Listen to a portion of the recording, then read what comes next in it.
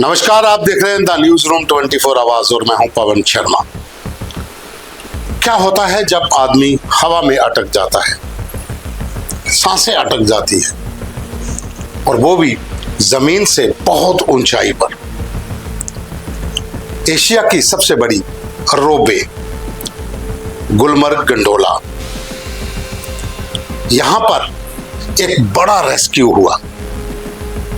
यह कश्मीर है जहां अतिथि जो हैं वो भगवान के रूप में देखे जाते हैं। वैसे तो भारत में कहते हैं ना, अतिथि देवो भव, लेकिन जम्मू कश्मीर में टूरिज्म ही बैकबोन है और यहाँ पर कश्मीरियत जो है वो कई बार खुलकर सामने आती है। कई बार ऐसा हुआ है कि कश्मीर में जब भी टूरिस्टों पर कुछ ऐसी बनाती है तो वहाँ के लोग, फोर्सेस सब एकजुट हो जाते हैं, क्योंकि ये कश्मीर है।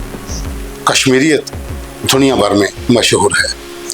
कई आतंकी हमले कश्मीर ने झेले हैं, कई लोगों की जान चली गई है, कई जवान बलिदान हुए हैं, लेकिन कश्मीरियत आज भी है, पहले भी थी और आगे भी रहेगी। ये एक बड़ा रेस्क्यू ऑपरेशन था जो लगभग 7.5 घंटे चला। दोपहर 1:30 बजे के करीब लगभग 65 जो केबल कार के बॉक्स थे वो हवा में लटक गए और उसके अंदर लगभग 300 के करीब लोग जो थे वो सवार थे। वो टेक्निकल फॉल्ट आया और केबल कार रुक गई। अब जमीन से इतनी ऊंचाई पर हाहाकार मच जाता है और उस समय मौके पर सबसे पहले पहुंचते हैं एसएचओ गुलमर्ग और उनकी टीम। फिर एसडीआरएफ, एनडीआरएफ, सेना की टीमें पहुंचती हैं और ऑपरेशन शुरू होता है। अब इतनी ऊंचाई से लोगों को लाना नीचे तक जोखिम भरा काम, लेकिन जम्मू कश्मीर में जम्मू कश्मीर पुलिस और भारतीय सेना की बहुत सी टीमें ट्रेंड हैं जो इस तरह के ऑपरेशन कर सकती हैं, क्योंकि हिलीज एरिया है और यहाँ पर टूरिस्ट बहुत ज़्यादा मात्रा में आते हैं और जिन इलाकों में टूरिस्ट कभी फंस जाते हैं, वो चाहे लद्दाख का इलाका हो, तो यही टीमें वहाँ पर काम करती हैं रेस्क्यू का। तो साथियों, तस्वीरें आप देखिए कि कितना जोखिम भरा काम था जब वहाँ पर लगभग 300 के करीब लोगों की सांसें अटकी हुई थी और ये लटके थे उस केबल कार के भीतर। 300 लोग और ऑपरेशन लगभग 7.5 घंटे चला। शाम को जब ऑपरेशन खत्म हुआ तो DGP Jammu Kashmir police Nalin Prabhat, deputy CM Surendra Choudhary, local MLA Farooq Ahmed, तमाम सुरक्षा बलों के अधिकारी मौके पर पहुंचे हुए थे और उन्होंने रेस्क्यू टीम की सराहना भी की। अमित शाह ने, जो हमारे गृह मंत्री हैं, उन्होंने एक्स के ऊपर लिखा और टीम की सराहना की कि कश्मीरियत को एक बार फिर जिंदा रखने में तमाम जो वहाँ पर टीमें थी उन्होंने अनोखा काम किया है और जितने भी टूरिस्ट थे उनको सकुशल बचा लिया गया। एलजी मनोज सिन्हा, सीएम, तमाम लोगों ने टीम की सराहना की। हालांकि मुख्यमंत्री उमर अब्दुल्ला ने जांच के आदेश भी दे दिए हैं कि अगर कहीं कोई खामी ऐसी पाई जाती है तो उस पर कार्रवाई होगी। साथियों, ये वही गुलमर्ग गंडोला है जहां जून 2017 में जब रोपवे टूट गया था तो 7 लोगों की जान चली गई थी। उस समय बहुत ज्यादा बवाल हुआ था, लेकिन उसके बाद छोटी मोटी घटनाएं अक्सर होती रहती थी, लेकिन कोई नुकसान ज्यादा नहीं हुआ। लेकिन कल का दिन बहुत ही जोखिम भरा था। कल जैसे ही 1:30 बजे के करीब खबर आई कि सभी के सभी लोग ऊपर फंस गए हैं, केबल कार ने काम करना बंद कर दिया है, तो सुरक्षा बलों की सांसें भी अटक गई। जो लोग ऊपर लटके हुए थे वो तो अटकी ही थी, लेकिन रेस्क्यू के लिए जब टीमें वहां पहुंची तो एक जोखिम भरे काम को करने के लिए तमाम जो इनके पास इक्विपमेंट थे उसे लेकर काम शुरू किया गया। एसडीआरएफ, एनडीआरएफ, भारतीय सेना की mountain rescue team, snow leopard team, ये तमाम टीमें लगभग 60 के करीब टीमें जो थी वो वहां पर तैनात थी और बहुत ही अच्छे ढंग से एक पूरी तैयारी के साथ, एक स्ट्रैटेजी के साथ वहाँ से लोगों को रोप के सहारे नीचे लाया गया, सीढ़ियाँ लगाई गई, उसके बाद वहाँ पर हेलीकॉप्टर से पूरी नज़र रखी गई, ड्रोन की मदद ली गई, तमाम जो मेडिकल की टीमें थी वो स्पॉट पे रही, जितने भी लोगों को नीचे लाया जा रहा था हर किसी को उसी समय पूरी सुविधा के साथ उनकी पूरी जांच मेडिकल हो रही थी और उनको हौसला बढ़ाने के लिए स्थानीय लोग, जो वहाँ दुकानदार, जितने भी लोग थे वो वहाँ पर आओ भगत के लिए खड़े थे। और सबसे बड़ी बात कि वहाँ पर 45 के करीब ऐसे टूरिस्ट थे जो फिजिकली फिट नहीं थे, उनको स्ट्रेचर के जरिए नीचे लाया गया। तो जम्मू कश्मीर में अक्सर आपने देखा होगा कि बाबा अमरनाथ की यात्रा के दौरान भी जो माउंटेन रेस्क्यू टीमें हैं वो जगह जगह पर तैनात रहती हैं। इनके पास हर वो सामान होता है जो पहाड़ी इलाकों में किसी भी आपदा से निपटने में काम आता है।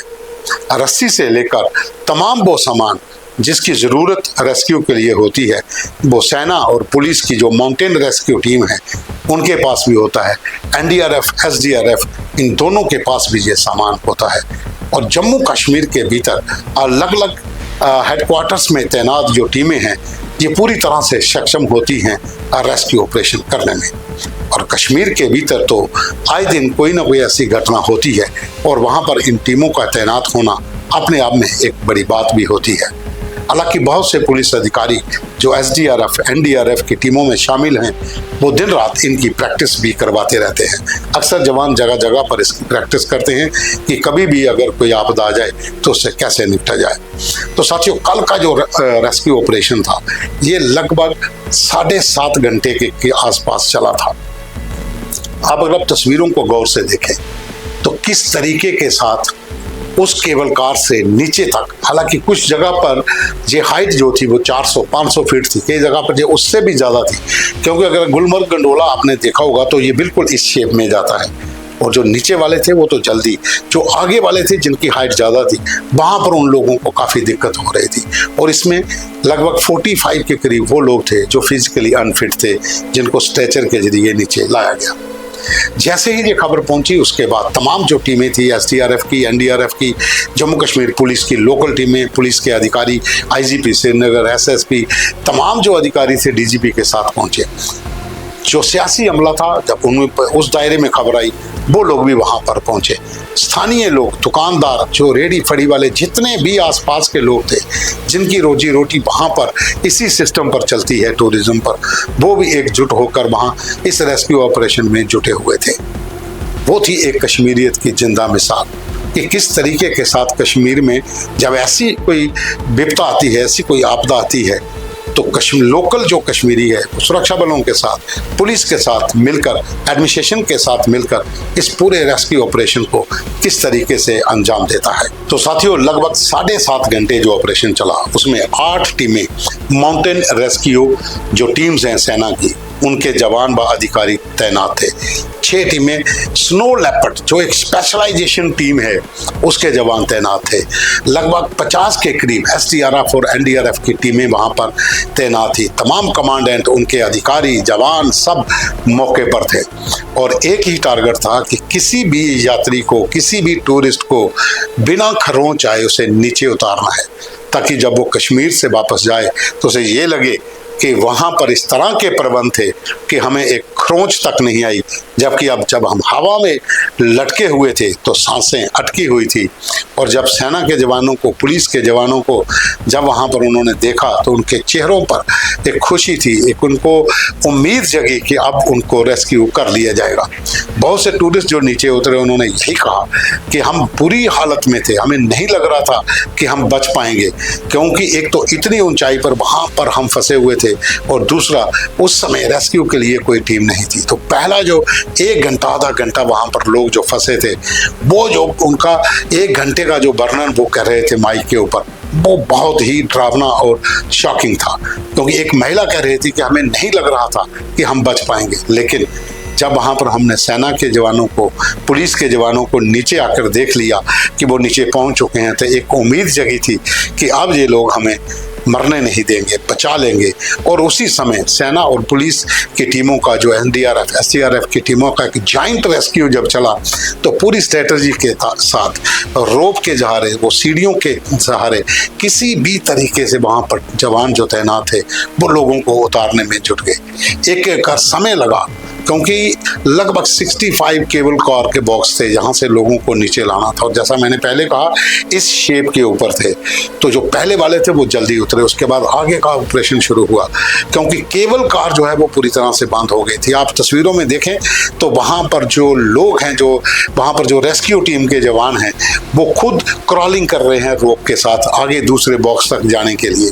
तो ये बड़ा एक मुश्किल रेस्क्यू ऑपरेशन था, लेकिन हमारे जवान जो हैं वो पूरी तरह से ट्रेन थे और उन्होंने उस तरीके के साथ रेस्क्यू ऑपरेशन किया कि वहाँ जो केबल कार के अंदर बैठे लोग थे, जब वो जवानों को देख रहे थे तो उनके चेहरों पर एक चमक दिख रही थी कि अब हम बच सकते हैं, क्योंकि ये जवान जहाँ पहुँच चुके हैं और हमें किसी भी स्थिति में जहाँ से हमें बचाने में पूरी तरह से कामयाब हो जाएंगे। तो साथियों, कश्मीर के भीतर कई बार ऐसी प्राकृतिक आपदाएं भी आई हैं, वो चाहे बाबा अमरनाथ की यात्रा के दौरान हो, या फिर कभी ज़्यादा बारिश आ जाए, बाढ़ आ गई थी कश्मीर में, या फिर स्नोफॉल इतना ज़्यादा हो गया कि इलाके कट गए, लोगों को रेस्क्यू करना हो, तो वहाँ पर ये देवदूत जो हैं, वो चाहे एसडीआरएफ के हों, एनडीआरएफ के हों या भारतीय सेना के हों, ये वहाँ पर दिन रात तैनात रहते हैं और लोगों को, पर्यटकों को रेस्क्यू करने के लिए ये अपनी जान जोखिम में डालकर काम करते हैं।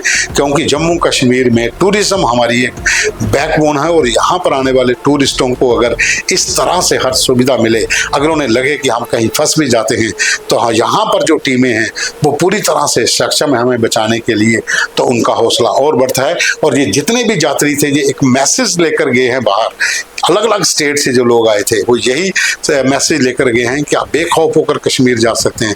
अगर कोई ऐसी आपदा आएगी तो वहाँ पर जम्मू कश्मीर पुलिस तैनात है, वहाँ पर भारतीय सेना तैनात है, वहाँ पर जो अलग अलग विंग हैं रेस्क्यू ऑपरेशन करने वाले, एनडीआरएफ एसडीआरएफ, उनके जवान तैनात हैं, वो किसी को खरोंच तक नहीं आने देंगे। यही एक कश्मीरियत है और यही कश्मीर का एकजुटता है। जब आपदा आती है तो स्थानीय लोग भी सुरक्षा बलों के साथ मिलकर ऐसे ऑपरेशनों में जुड़ जाते हैं, ताकि देश भर में, दुनिया भर में ये मैसेज आए कि कश्मीर आप बेखौफ होकर आइए। अब टेररिज्म तो खत्म हो चुका है, लेकिन अगर कोई ऐसी विपदा आती है तो वहाँ सब एकजुट होकर मदद के लिए आगे आ जाते हैं। धन्यवाद।